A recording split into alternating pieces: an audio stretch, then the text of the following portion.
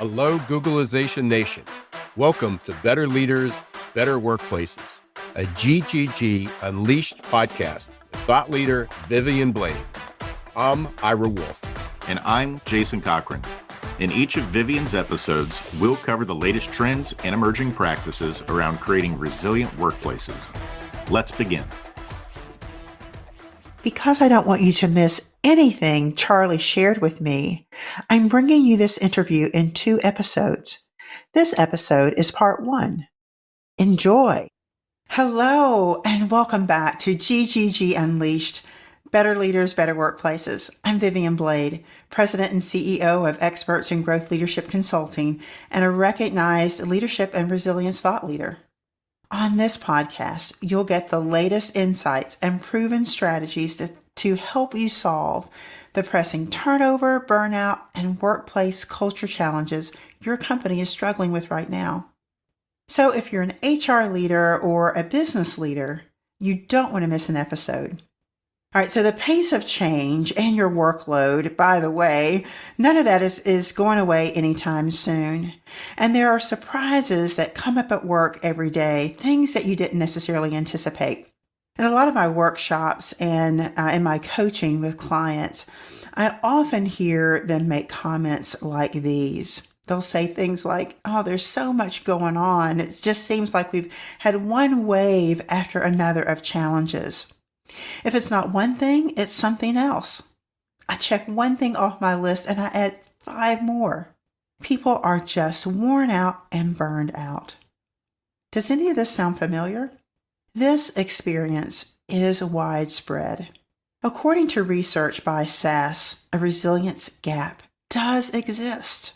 Their survey of global business executives found that while 97% of respondents believe business resilience is important, only 47% believe their organization is resilient.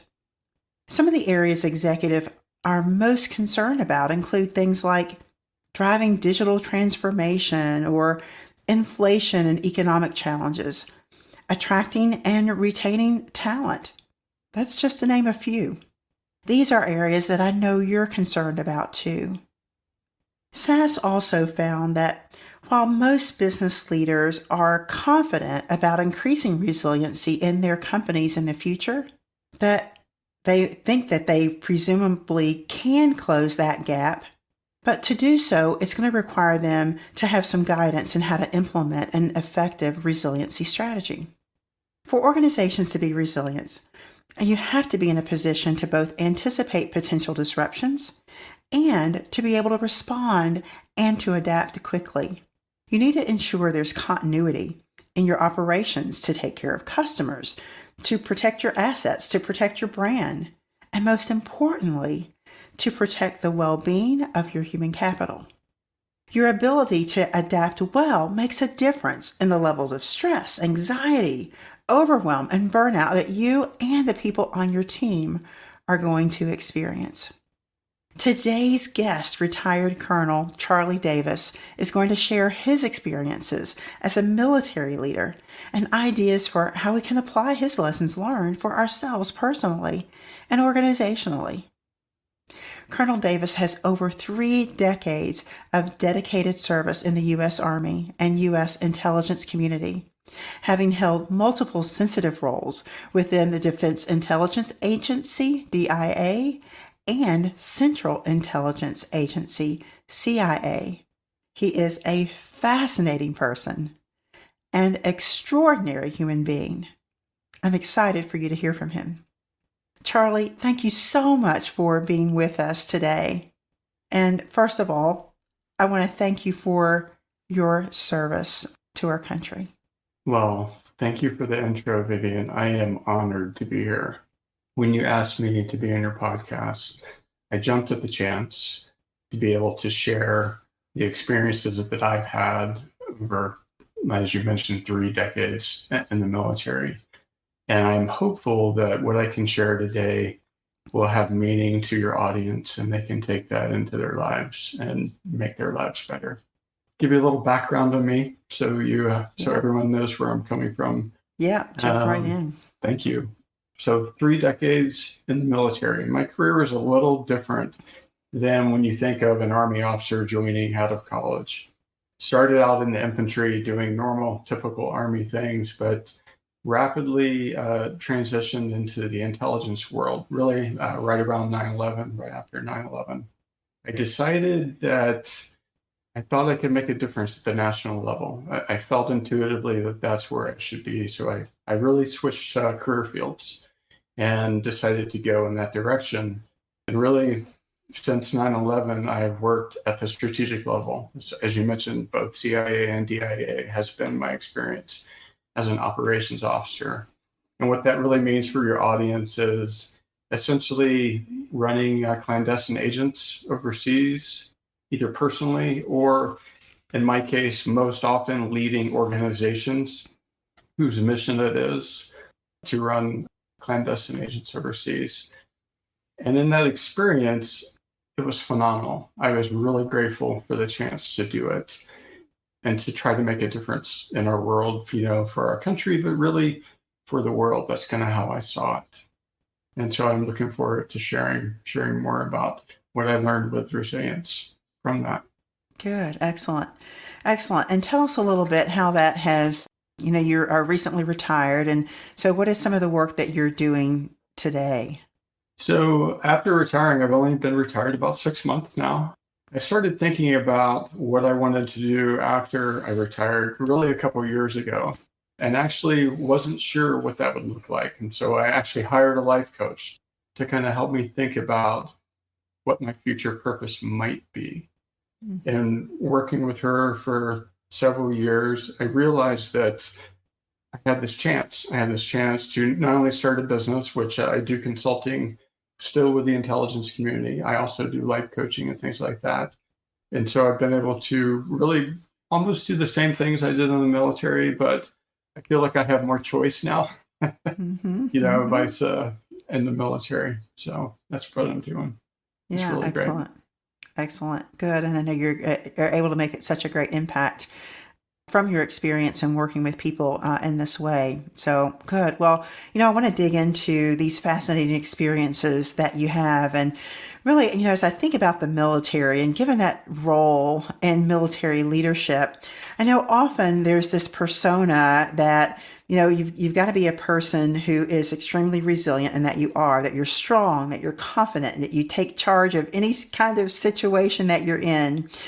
And as we were chatting before the interview, you mentioned that you had experienced a shift in how you thought about and experienced resilience about 5 years ago, as you mentioned. And so can you tell us more about how resilience has really become an important part of your life, and how has that shaped your definition of resilience? Absolutely. So really 5 or 6 years ago, I was actually deployed to Afghanistan. I was there for a year. Which is always really challenging, being taken out of your normal life and going into a war zone to do that. In that particular experience, I was in charge of all of the intelligence activities in the country, both human intelligence and counterintelligence activities. Very stressful, exciting, but very stressful. And I noticed, you mentioned this culture of the military. There is this persona of everyone is strong, everyone is stressors don't affect them and things like that. But I saw that it really wasn't true. It not only wasn't true for the people who I was leading, it really wasn't true for me either. And what I discovered, by not talking about the stressors that we're experiencing in our lives, and we used to joke in the military, like, oh, we pack it down and we don't ever talk about these things. For me, it really became untenable. And what I mean by that is I was no longer capable of not talking about these stressors anymore. It wasn't personally healthy, and I could see it was not healthy for the men and women that I was leading. And so I really set an intentional approach to talk about what we were feeling. And I knew that the people I was leading would not do it if they didn't see their leaders doing the same. So I decided to really talk about what we were experiencing, the stress of it. And, showing them that the colonel is experiencing the same thing that they're experiencing, the same anxiety, the same stress. Being willing to be vulnerable with that showed them that they could be vulnerable too. And it's important for me to have set a culture where people could be vulnerable and they could talk about it, especially without judgment. You'll hear me talk a lot about that when I talk to people about being vulnerable, and so they can share, create real connection. That's kind of a very Brene Brown kind of idea, which I love, of creating that vulnerability, because it creates true connection with humans. And what I saw happen for us in the war zone, we started to trust each other even more, because we started to rely on each other at a whole nother level than just leaders and subordinates who have a mission to go do things. We were now actually closer and stronger. And so when somebody was doing a very difficult activity and they weren't feeling good about it, and they could come to anyone, even their leaders or their subordinates, and say, hey, this is how I'm feeling about this. What do you think? And we were able to work through those challenges. And I found it really built a stronger, more cohesive, and more resilience within that atmosphere. As we close out part 1 of my interview with Charlie, he's given us a perspective of what a culture of resilience feels like, and as a leader, how to set the stage for that kind of culture to develop. We'll have Charlie back for part 2 next month as we explore how to lead the culture shift in an organization. You can also hear more from Charlie about his experiences in the upcoming virtual Meet the Guest event on Tuesday, November 28th at noon Eastern Time. The link to register is in the show notes. Be sure to join us and bring your questions. Charlie's contact information is in the show notes as well, so you can connect with him. You'll also find a resilience resource in the show notes that you can use within your organization. Thanks so much for joining me today. I work with organizations to build better leaders and better workplaces. Let's work together to enhance yours. And connect with me on LinkedIn. I'm always sharing resources and generating conversations about the topics we talk about on this podcast. I'd love to hear from you. If you're ready to elevate your leadership or would like to bring an inspiring message to your conference or a corporate event, let's have a conversation. I'm here to help. That's it for today's episode. Thank you for tuning in and learning how to develop better leaders and better workplaces. We'll be back next month with Vivian for another episode. But until then, you can access some of Vivian's resources by visiting her website, vivianblade.com. And remember, don't let the shift hit your plans.